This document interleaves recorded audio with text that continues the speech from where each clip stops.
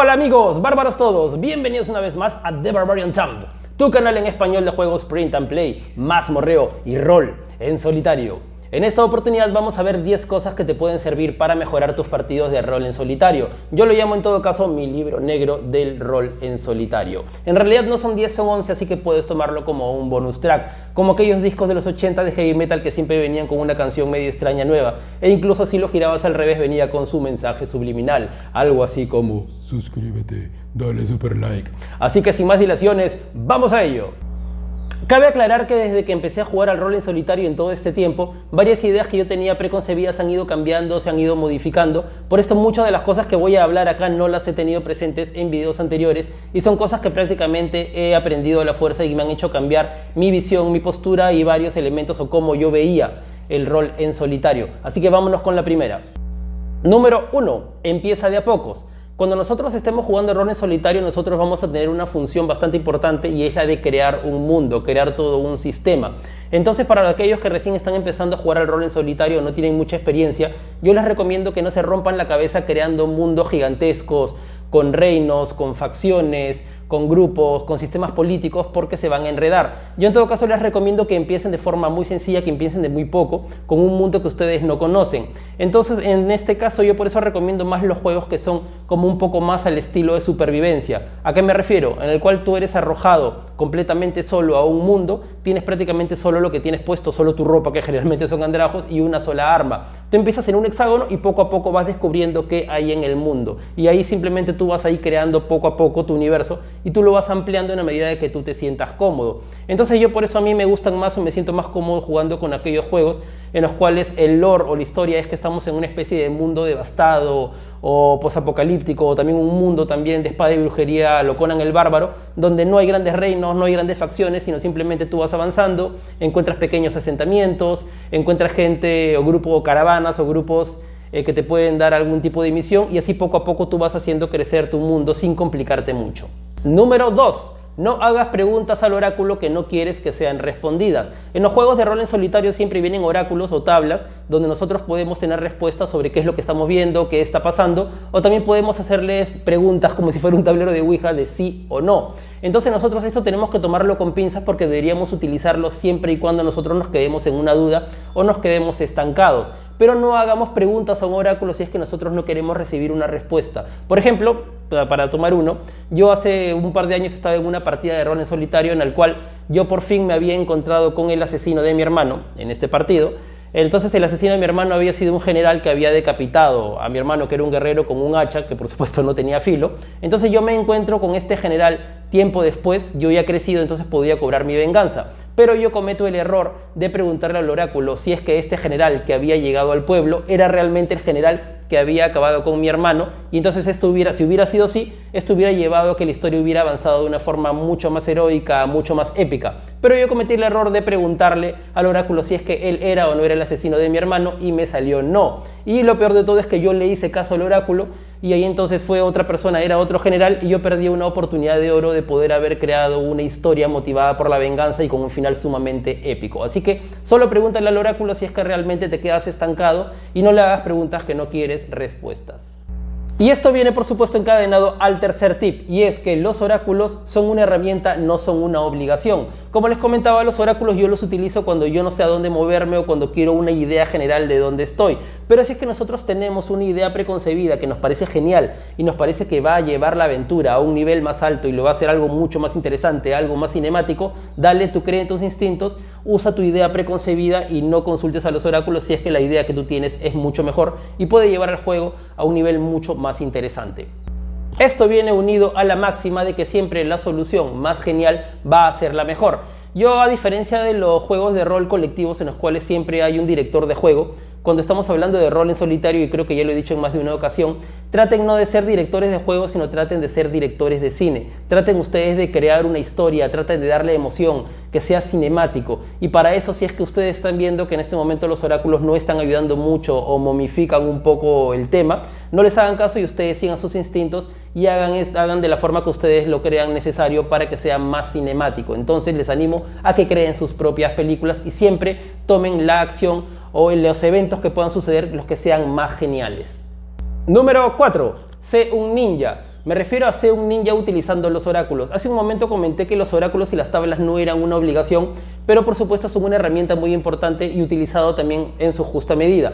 Por lo tal, yo les recomiendo que ustedes, cuando estén jugando un juego de rol, conozcan perfectamente el manual y sepan cuáles son los oráculos, cuáles son las tablas y utilizarlas, pero no utilizarlas siempre todas, sino las que ustedes en ese momento crean que vayan a necesitar. Acá me refiero como sea un ninja. Ustedes tomen un poco la imagen de las películas de los ninjas, que tienen todo un arsenal de armas, pero no es que las tengan todas en el momento en las manos y siempre las usan todas en todo momento, sino saben cuándo usar cada arma. Por ejemplo, están viendo que hay un enemigo que está cerca y le lanzan una shuriken. Están unos guardias, lo están persiguiendo y se lanzan a un lago y utilizan una especie de caña para poder respirar bajo el agua, la cual después la va a utilizar como una cerbatana. Tiene una pelea contra un jefe final y va a sacar una espada. Es decir, ustedes tendrían, o lo ideal es que conozcan muy bien el reglamento, conozcan todos los oráculos, conozcan las tablas. No están obligados a utilizarlas todas en todo momento, pero siempre es bueno que al conocerlas ya saben en qué momento sacar cada una como si fuera un arma ninja. Y esto más que nada lo lleva a la práctica. La práctica lleva a la maestría. Número 5. Ponte en situaciones en las cuales puedas utilizar tu potencial. ¿A qué me refiero? Lo importante de un juego, y especialmente un juego en solitario de rol, es que tú te sientas genial con tu personaje. Entonces, cuando tú vas creando tu personaje, obviamente tú le vas dando habilidades, le vas dando estadísticas, y lo ideal es que tú te pongas en situación, tú como jugador, como rolero en solitario, te pongas en situación en la cual tú puedas utilizar esos elementos. ¿A qué me refiero? Por ejemplo, tú has creado un personaje que es un necromante que tiene la habilidad de volver a la vida a los muertos. Entonces, lo que sería ideal es que tú en tu historia tú te pongas en una situación en la cual tú puedas revivir a los muertos, o que te enfrentes a una criatura gigantesca y a la hora de haber acabado con ella tú puedas también de repente volverla a la vida. O por ejemplo, si tú tienes habilidades mágicas de poder crear ilusiones o crear la ilusión de un castillo, tú podrías de repente poner una situación en la cual tú trates de embaucar a alguien y así. O por ejemplo, si tú también tienes poderes piroquinéticos de lanzar fuego, en algún momento sería genial que tú te pongas en una situación en la cual tú estés rodeado y estés justamente dentro de una especie de mercado con un almacén de pólvora. Es decir, si tú tienes alguna habilidad, tienes que sí o sí crear una historia, un contexto en el cual puedas utilizar esa habilidad, si no es por gusto. ¿Eres un pícaro o eres un ladrón sumamente experimentado? Ponte en una situación en la cual puedas robar algo importante y así. Número 6, y tal vez uno de los mayores cambios que he tenido en mis juegos de rol desde que empecé, y es buscar un equilibrio entre conocer la trama y dejarte sorprender. Yo cuando empecé a jugar los juegos de rol, yo para todo me guiaba de oráculos o me guiaba de tablas y así iba creando la historia completamente y al final todo era una sorpresa. Pero el error que puede acarrear esto es que al final la historia puede convertirse en un sinsentido, porque a veces las tablas te van a mandar elementos que no tienen nada que ver. Entonces yo a partir de ahí hice un ligero cambio, y es que en la historia, a pesar de que claro, me dejo sorprender, también yo suelo meter ciertos elementos que yo quiero que pasen en la trama. ¿A qué me refiero? Por ejemplo, yo estoy empezando una trama de la nada y yo quiero que en algún momento del juego yo llegue a una especie de iglesia que tenga un sistema subterráneo y que lleve a un lago subterráneo y que haya una criatura milenaria Lovecraftiana. Entonces yo pongo eso como que en el medio de la historia, pero todo lo que pasa antes o todo lo que pasa después, eso sí es una sorpresa y eso sí me lo lanzan los oráculos. Entonces si tú tienes una idea que te gustó, que la viste en un libro o lo viste en una película, no temas meterlo en tu historia, pero por supuesto también siempre tiene que haber elemento de sorpresa. Puede haber un elemento, pero tú lo que sí debería ser sorpresa es cómo se llega a eso, qué pasa a continuación o quién está generando eso, ¿no? Siempre crear un equilibrio entre cosas que tú conoces y cosas que te sorprenden por completo. Número 7. Campañas cortas y autoconclusivas. Yo sé que cuando generalmente nosotros jugamos a los juegos de rol, no tenemos un grupo de apoyo cuando jugamos de una forma colectiva, en el cual nos impulsan a jugar todos los jueves o todos los viernes. Estamos nosotros solos y es también bastante disciplina seguir una partida. Por lo tanto, yo recomiendo siempre jugar mini campañas que se puedan solucionar de repente en 3 o máximo 4 sesiones, para nosotros poder haber cerrado finalmente la historia. Yo me acuerdo mucho de las historias en las cuales yo le he dado un fin, para bien o para mal, y también desafortunadamente me acuerdo de aquellas historias o aquellas campañas que yo las he interrumpido por hacerlas muy largas. Así que yo lo que recomiendo, o principalmente si es que estás empezando con los juegos de rol, es que hagas campañas que sean de 3 o 4 sesiones máximo y que sean autoconclusivas, es decir, que la historia ahí finalmente cierre y ya si tú quieres ya continúas nuevamente con otra campaña y lo tomes como si fuera una especie de serie. Entonces tú terminas, digamos, una temporada y ahí tú decides si es que quieres continuar o quieres hacer una segunda o una tercera temporada. Pero cada una de esas temporadas, es decir, la campaña, debería ser autoconclusiva y cerrar con el arco argumental. Por lo menos en mi caso, aquellas partidas en solitario que yo las he trabajado así y que he tenido finalmente un cierre de temporada y un final de la historia, así haya ganado o se haya muerto, me queda finalmente una sensación positiva de que yo pude completar una historia. A diferencia de repente de aquellas historias que no pude completar, que siempre me queda como esa espinita de qué habrá sido de mi personaje. Número 8. Todo elemento que sucede en el juego, que te lo mandan los oráculos o te mandan las tablas, es relevante. Ese también es otro cambio que yo he hecho también como yo jugaba de forma clásica con mis juegos. Y es decir, por ejemplo, yo estoy avanzando por una estepa y me encuentro con un grupo, por ejemplo, de cazadores. Entonces yo conversaba con ellos y si es que no tenía nada muy importante que hacer, yo simplemente los dejaba ir y era como si ese elemento no hubiera pasado. Cuando jugamos a los juegos de rol, tenemos la misión de agarrar todos esos elementos por separado, aunque parezcan pequeños, y sumarlos a la historia para que formen algo importante o sean parte del arco argumental. ¿A qué me refiero?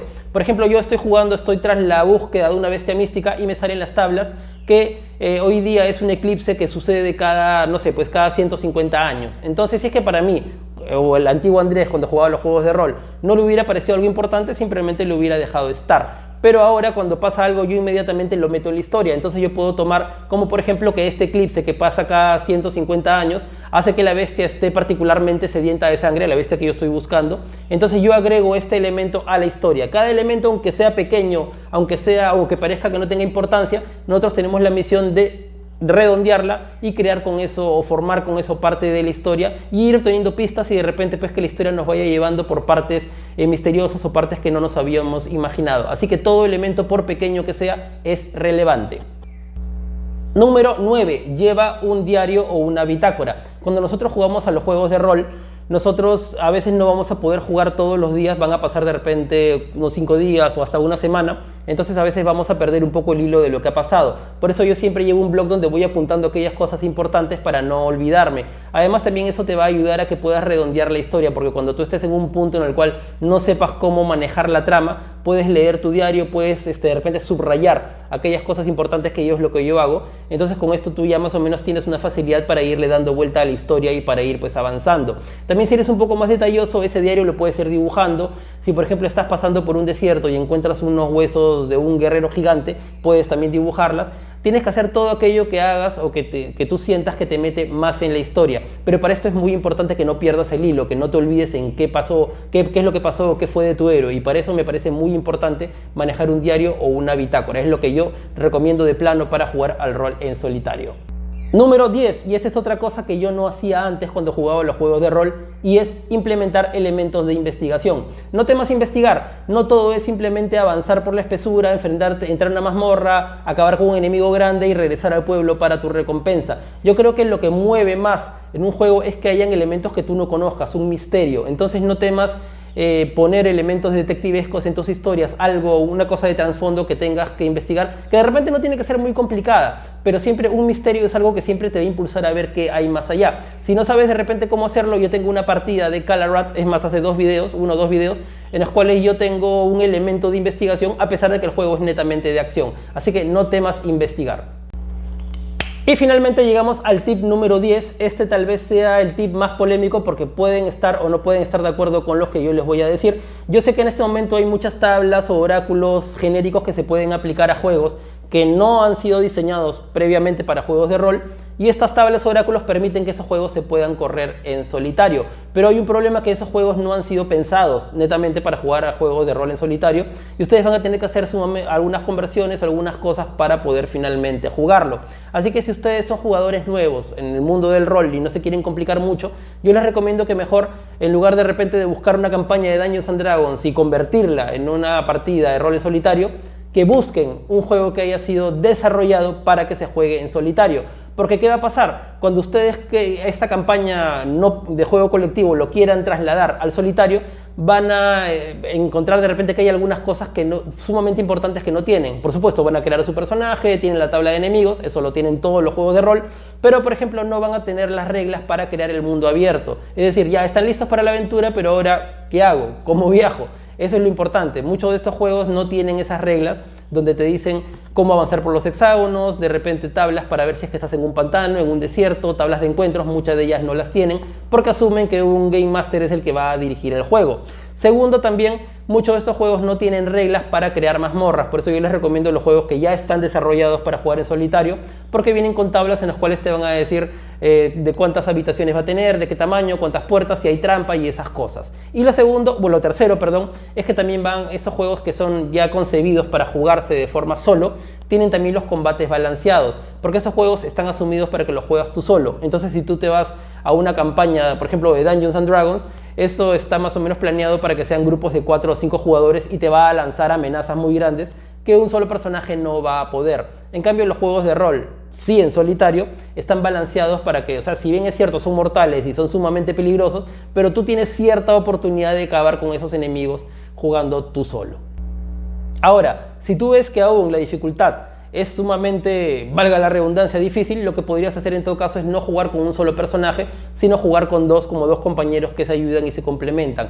Aunque para mí yo he disfrutado más jugando al rol en solitario cuando yo he manejado a un solo personaje, porque eso hace de que sea una especie de alter ego mío y que pueda pues transferirle todas mis características o emociones a un solo personaje, que es más fácil. Y estos son mis 10, bueno, en realidad 11 secretos más perversos y más ocultos para jugar a el rol en solitario. Tal vez en la medida de que vayas jugando, porque yo siempre juego, vayan a aparecer más, así que tal vez vayan para un próximo video, pero estas son cosas que realmente a mí me han ayudado y son ideas también preconcebidas que yo he ido cambiando desde que empecé hasta ahora. Así que espero que te haya servido. Y como siempre te digo, si te gustó el video dale like, comparte, comenta y todas esas cosas que a nosotros los creadores de contenido nos sirven un montón. Y además porque no quiero que te pierdas absolutamente de nada del mundo del rol en solitario, del print and play y también del mazmorreo. Así que dicho esto, bárbaro, nos vemos en la próxima mazmorra. ¡Hasta la vista!